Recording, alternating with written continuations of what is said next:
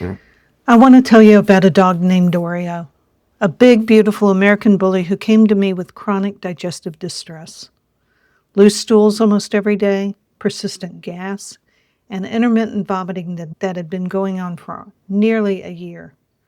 His owner had been to the vet multiple times. They'd done multiple diet trials. Nothing was working. And here's the part that surprised everyone, including the owner. By the time we resolved his gut, his joint stiffness had significantly improved too. Welcome to Wolf Nutrition. I'm Penny, a holistic pet health coach with over 20 years of experience in integrative pet nutrition for dogs and cats. We are in week 2 of our Made Joints and Mobility series. Last week I talked about why most joint protocols fail because they skip the gut foundation. Today I'm going to show you exactly what that looks like in a real case. First, let's talk about why American bullies and dogs in the bully breed family are particularly vulnerable to gut and inflammatory issues. Bully breeds as a group have a genetic predisposition to skin and gut issues. The same immune dysregulation that shows up as allergic skin disease in many bullies is also operating at the gut level. They tend towards intestinal hyperpermeability, leaky gut, more readily than many other breeds.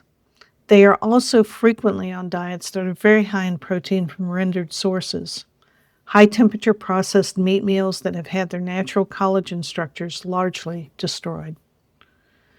These diets can actively drive inflammatory load rather than supporting it. When Oreo came in, here's what the intake assessment looked like. Diet history. High-protein kibble with a long ingredient list, including corn, chicken meal, soybean oil, and artificial preservatives.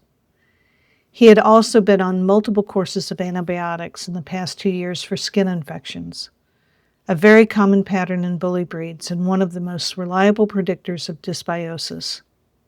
Stool history. Daily loose or liquid stools, very rarely formed, with significant mucus coating on about a third of the bowel movements. Mucus in the stool is a classic sign of gut lining irritation. Symptom timeline. The digestive symptoms had preceded the joint stiffness by about 8 months. That sequence is clinically important. It tells us the gut inflammation came first, which fits the gut-joint axis model exactly. Based on the intake history, the pattern pointed clearly to 2 compounding issues.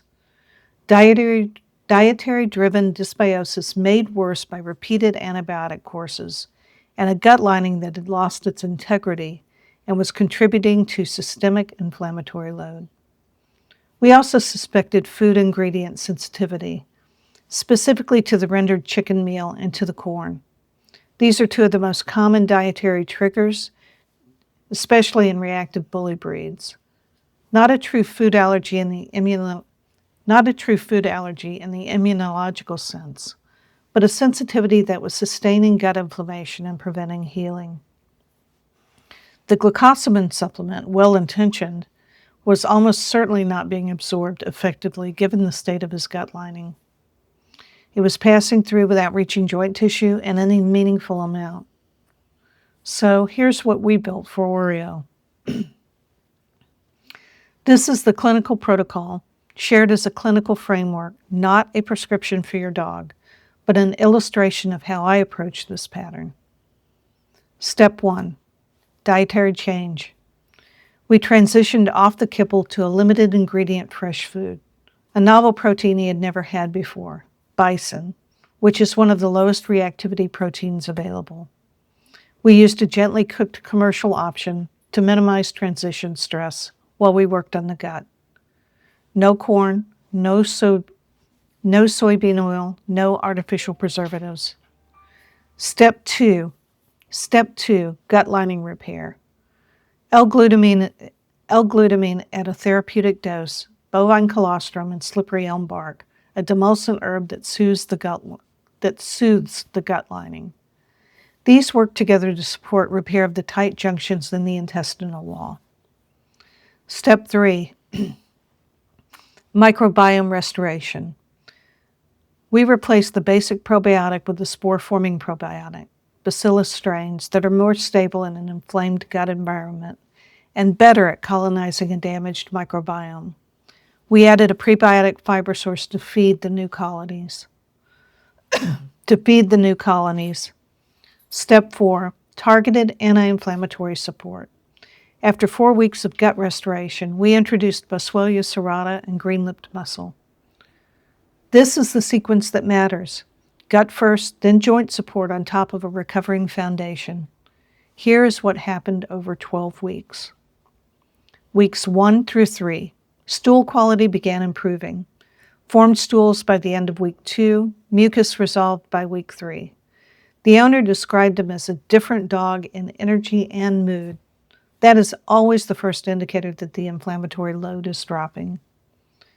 Weeks 4 through 6, we introduced the joint support compounds.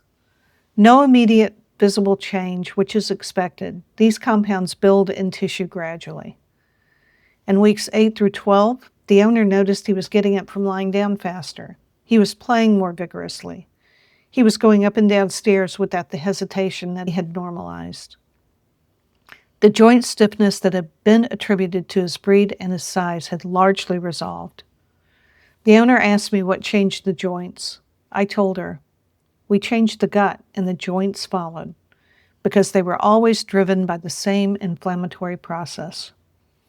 This is the pattern I see consistently in clinical practice.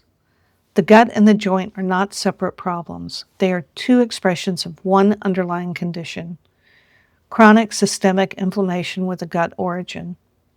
If you have a bully breed or any dog with both gut symptoms and joint issues, this framework is where I would start. Not with more joint supplements, with the gut. Inside the member circle this month, we go through the complete protocol, case studies, and the full supplement framework for both dogs and cats. The link is in the description below. Come join us. Subscribe for next Tuesday. We are going to the cats. Joint pain in cats is dramatically underdiagnosed and underaddressed, and I'm going to change that. See you then. Oreo.